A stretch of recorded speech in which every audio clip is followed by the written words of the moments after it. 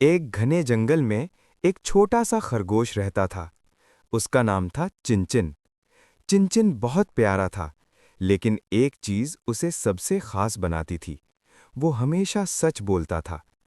ایک دن چنچن جنگل میں کھیل رہا تھا کہ اچانک اسے ایک چمکتا ہوا درخت نظر آیا۔ چنچن حیران ہو کر بولا، یہ درخت اتنا چمک کیوں رہا ہے؟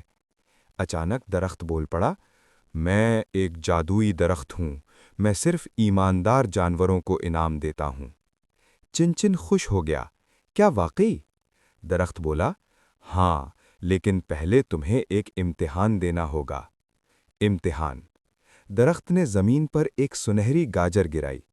چنچن کو گاجر بہت پسند تھی، لیکن درخت نے پوچھا، اگر یہ گاجر تمہاری نہ ہو تو کیا تم اسے اٹھاؤ گے؟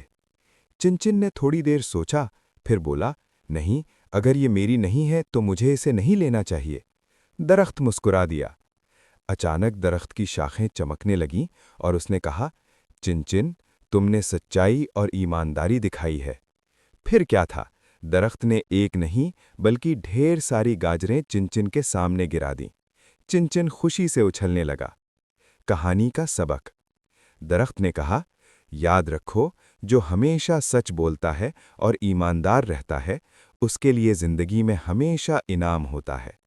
چنچن نے سر ہلایا اور بولا، میں ہمیشہ سچ بولوں گا، اور پھر وہ خوشی خوشی اپنے دوستوں کے ساتھ گاجریں بانٹنے چلا گیا۔